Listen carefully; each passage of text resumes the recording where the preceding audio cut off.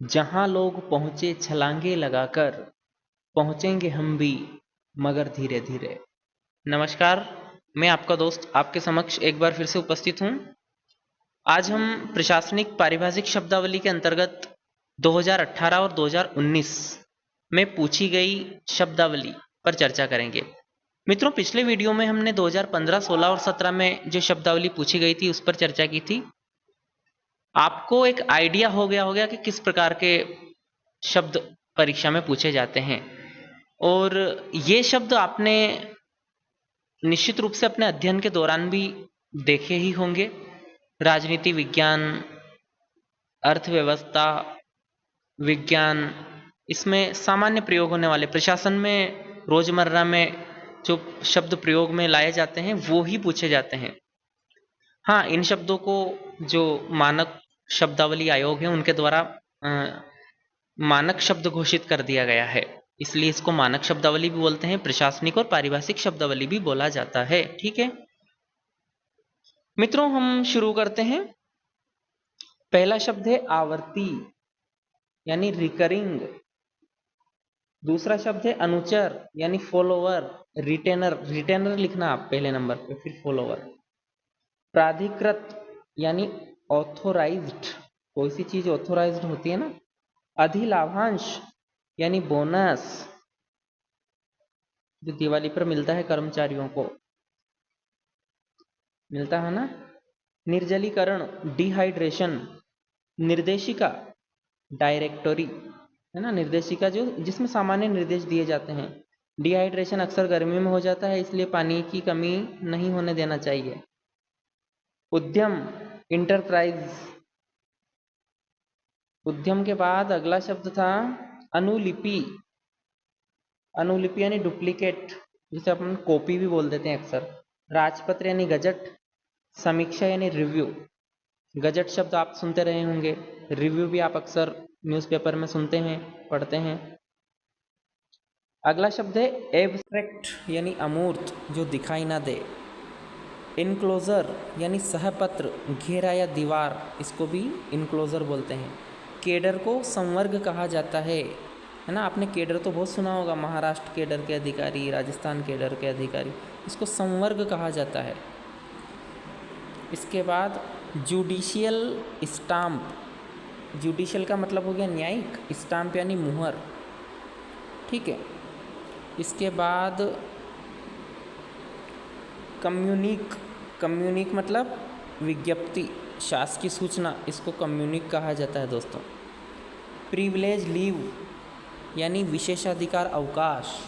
Privilege को विशेषाधिकार को बोलते हैं, कहते हैं। इसको याद रखना, अच्छे से लिखना, अपने पास लिखते जाना। मुझे पूरी उम्मीद है आप गंभीर अभ्यर्थी हैं और लगातार नोट्स बनाते जा रहे होंगे। निश्चित रूप से आपको फ़ायदा मिलेगा। और कभी भी वीडियो को ओपन करके आप देखकर रिवीजन कर सकते हैं, छोटे छोटे वीडियो हैं। सबसिस्टेंस यानी जीवन निर्वाह। सबसिस्टेंस अलाउंस आपने सुना होगा, जीवन निर्वाह भत्ता। ट्रिब्यूनल, अधिकरण, पढ़ा ही होगा आपने, एनजीटी में होता है ना। Green tribunal, national green tribunal यानी राष्ट्रीय हरित अधिकरण। प्रोबेशन, क्या है प्रोबेशन का?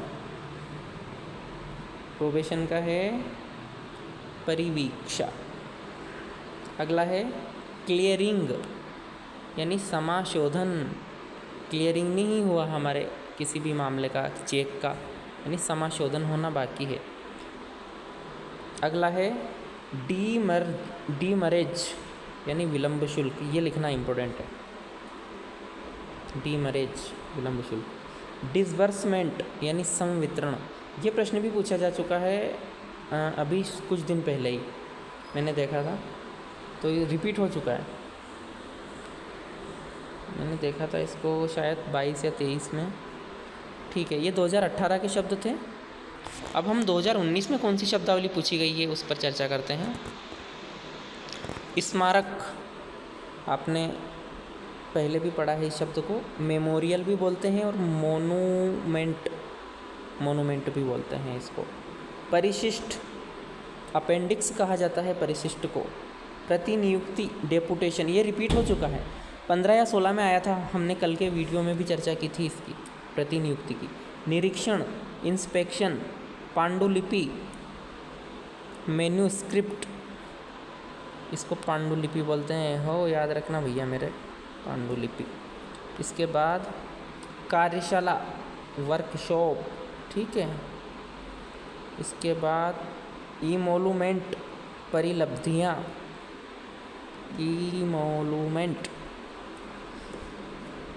इमोलूमेंट्स, परिलब्धियाँ।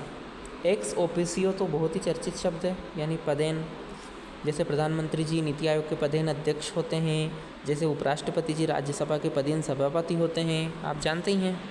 किसी एक पद पर होते हुए दूसरे पद पर आसीन हो जाना, स्वतः ही एक पद पर होने के कारण दूसरे पद पर आसीन हो जाना। अगला है ऑनोरेरियम, यानी मानदेय, पारिश्रमिक, है ना, इसको ऑनोरेरियम बोलते हैं, HONORARIUM। माइग्रेंट, प्रवासी, माइग्रेंट प्रवासी, बोलो 2 बार। वॉलेंट्री, यानी स्वैच्छिक, है ना, बहुत सारे ऑर्गेनाइजेशन देखे होंगे आपने, वॉलेंट्री ऑर्गेनाइजेशन या स्वैच्छिक संगठन होते हैं। संग्रहालय, म्यूजियम। तो ये शब्द थे 2019 वाले।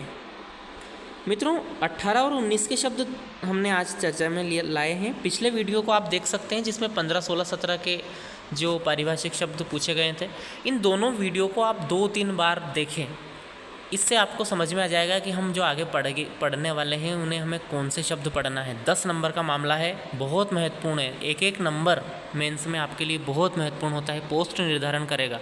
तो आप इसको गंभीरता से लीजिए, कोई बड़ी चीज़ नहीं है। 5-7 शब्द हम रोज़ करेंगे।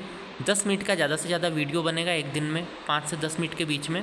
और ये वीडियो 2 महीने बाद कितना क्रांतिकारी परिवर्तन लाएगा मैं बयान नहीं कर सकता, अगर आपने नियमित रूप से इसको देखा।